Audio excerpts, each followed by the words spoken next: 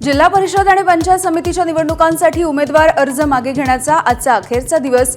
आजच अंतिम यादी जाहीर केली जाणार असल्यामुळे लढतींचं चित्र स्पष्ट होणार।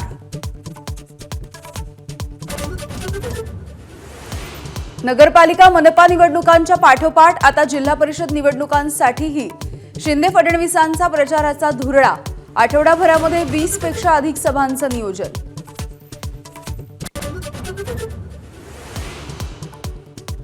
मुंबई मनपासाठी शिवसेना भाजप नगरसेवक आज आपापल्या गटांची नोंदणी करणार। शिवसेनेच्या गटनेतेपदी तृष्णा विश्वासराव, यामिनी जाधव यांच्या नावाची चर्चा। भाजपच्या गटनेतेपदी माजी उपमहापौर मुकेश मोकाशी।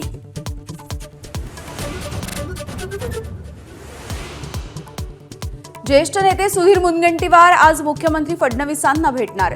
चंद्रपूर महानगरपालिकेमध्ये सत्ता स्थापन करण्याविषयी होणार चर्चा। महापौर पद ठाकरेंच्या शिवसेनेला देणार का, यावरती निर्णय होण्याची शक्यता।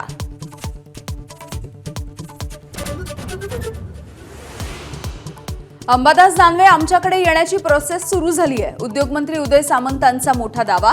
सामंतांनी प्रोसेस समजावून सांगावी, अंबादास दानवेंचं प्रत्युत्तर।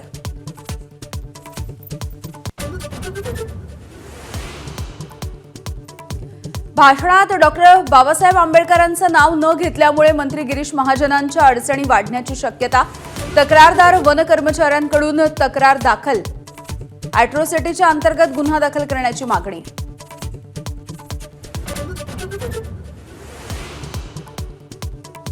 अखिल भारतीय किसान सभेचा लॉंग मार्च आज ठाणे जिल्ह्यामध्ये धडकणार। 4 वाजता शिष्टमंडळासह सरकारच्या प्रतिनिधींची बैठक। पुढील 3 ते 4 दिवसांमध्ये लाल वादळ मुंबईच्या दिशेनं।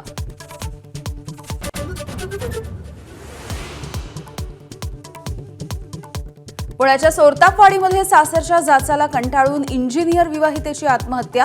3 वर्षांच्या मुलीसमोरच लावला फास। सासू आणि पतीला पोलिसांनी केली अटक।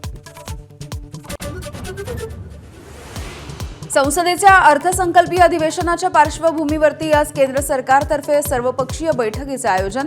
1 फेब्रुवारीला अर्थसंकल्प सादर होणार। सोनिया गांधींनी देखील बोलावली काँग्रेसची बैठक। शिवछत्रपती पुरस्कार प्राप्त पूजा यादवला ठेवला संघाबाहेर। राज्य कबड्डी असोसिएशनचा अजब कारभार। अंतर्गत राजकारण, वशिलेबाजीचा फटका। अनेक नामवंत खेळाडूंना देखील वगळलं।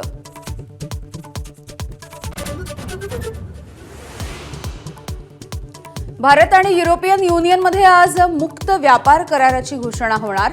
युरोपियन काउन्सिलचे अध्यक्ष अँटोनियो कोस्टा आणि युरोपियन कमिशनच्या अध्यक्षा उर्सुला लेयन यांच्या उपस्थितीमध्ये करार। एबीपी माझा, उघडा डोळे बघा नीट।